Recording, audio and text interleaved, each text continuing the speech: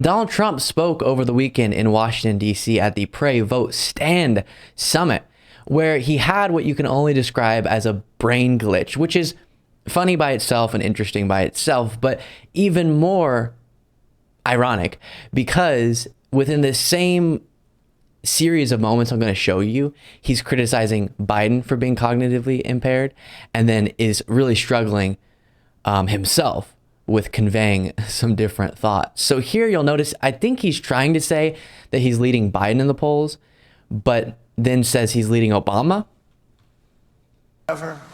As you know, crooked Joe Biden and the radical left thugs who have weaponized law enforcement to arrest their leading political opponent, and leading by a lot, including Obama. I'll tell you what, you take a look at Obama and take a look at some of the things that he's done. This is the same thing. The country was very divided. And we did with Obama. We won an election that everyone said couldn't be won. We beat Hillary Clinton. Now, you know, I used to call her Crooked Hillary. $1 million. So again, I've said this so many times, anytime we go over a brain glitch from someone or a verbal malfunction, as someone who speaks for many, many hours on camera, I understand you're going to have slip ups. Totally. With all of my opposition to Donald Trump, I understand that that happens. What's funny is this next part, because it puts into perspective the fact that if Biden did both what you saw there and the second moment you're going to see, it would be running on Fox News 24/7 for a few days. And here, it's not an issue. To a writer of fiction about Donald Trump to lie and say it was fact, where Hunter Biden's laptop from hell was Russian disinformation and the FBI knew it wasn't, but 51 intelligence agents said it was, and they knew it wasn't also, and a Department of Justice that refuses to investigate egregious acts of voting, irregularities, and fraud. And we have a man who is totally corrupt and the worst president in the history of our country, who is cognitively impaired, in no condition to lead, and is now in charge of dealing with Russia and possible nuclear war. Just think of it. We would be in World War II very quickly if we're going to be relying on this man, and far more devastating. We would be in World War II, he says, if we rely on Joe Biden.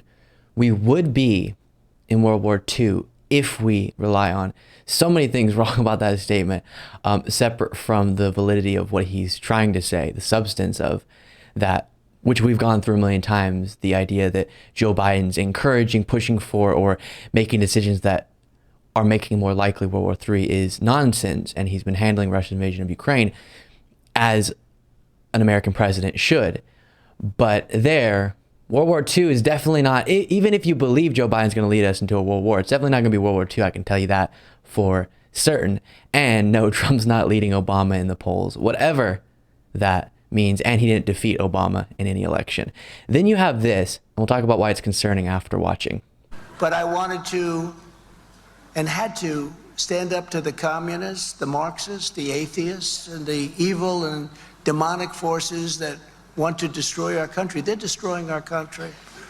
I took their fire and I did it gladly. I'm protecting the people in this room. So there he's articulating a view that so many of his followers resonate with, being that Trump is fighting a spiritual battle, that he is the victim of demonic forces and their attacks against him, and is standing in between those demonic forces and his followers, instead of just him being a guy who in multiple jurisdictions across the country appeared to possibly commit countless crimes and thus should be held accountable for it, even if his last name's Trump. But instead, it's a spiritual battle. It's demonic forces going after him. And what is really troubling is not that I have any issue with people's spirituality and that informing their values and all that. It's that when it becomes so abstracted, very material things, very empirical questions, evidence-based things, when the whole answer can just be, none of that matters because Trump is a warrior of a spiritual cause.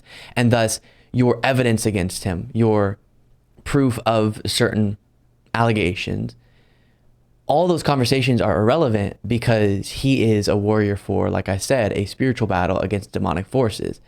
And then you're so far from a conversation that is likely to be one that can lead to me putting in front of you evidence that then convinces you that Trump's lying here, or that he did something wrong here, that he tried to overthrow the election. And it is so far from that and hard to pull people out of that thinking once they've decided that he is a warrior of the spiritual cause, instead of just a guy in the material world making decisions that we can judge based on the outcome of them and how they reflect on his decision-making ability. Now, I will quickly plug, as you all know, hopefully on Thursday, 6 p.m. Eastern time, Mochas with MAGA. We have another clip to look at, by the way, but quickly this. Mochas with MAGA episode 1 dropping on the YouTube channel. Again, 6 p.m. Eastern time on Thursday, September 21st, episode 1. And that is, if you missed my announcement, the concept is me sitting down for coffee with Trump supporters and just seeing what happens. And you'll see what happened on Thursday. And one of the things that came up was the idea that the reason Trump is truthful, because I was asking, are you okay with all of his dishonesty? And the refutation to that, or just the response to that question, I should say, was the belief that he has to be truthful. He has to be being honest because he is a warrior of God. But again, nothing against your belief system or anything like that. How does that get us somewhere where I can show you evidence that would prove Trump was lying or was doing something wrong? Or if you've already decided no matter what he does, it's okay because he is fighting the spiritual battle.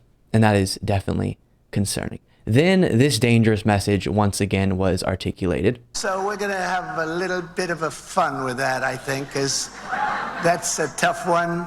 Can you imagine? So we have somebody weaponizing. We have this incompetent president put somebody in to essentially rig the election just like they did before. And what this does, it sets a tremendously bad precedent, because you look at what's happened with this. Now, if I win, and let's say somebody comes along on the Democrat side and they're looking very strong, I can call my attorney general, I guess. Am I allowed to call him and say, you have to indict him on something, just find anything. You can indict him for anything you want, just indict him. So as we've been talking about, he's using the justification of a fabrication of what's being done to him, a story that's not aligned with the facts about what's being done to him, to advertise and promote his proposal, his promise to do that thing that he says is wrong to his political opponents. So there's not evidence that he's being wrongfully politically persecuted. There would be a whole lot of evidence if he became president again, directed his attorney general to politically persecute his political opponents because he's out campaigning on that concept. Is there a crime? I don't know. Just persecute them or just prosecute them. And this is where obviously the principle of, gosh, why would you want your political opponent to be locked up is not one that's authentically held by those supporting Donald Trump, or at least they're confused about the principle because they're laughing along and okay with Trump campaigning now on that idea. Again, based on a distortion of what's happening to Trump. In reality, all the available evidence shows us Trump just possibly committed crimes and thus is being held accountable for that. And that's what should happen, no matter who it is. But here, he's admitting, I would be directing my attorney general in a joking tone of voice to make it seem less authoritarian. But he's saying, I would direct my attorney general to go after anyone I think is strong politically on the Democratic side. Very concerning. Yes, very authoritarian, and an obvious violation of the principle he says he stands for when defending himself. Really, really wild. Make sure you are subscribed to the YouTube channel.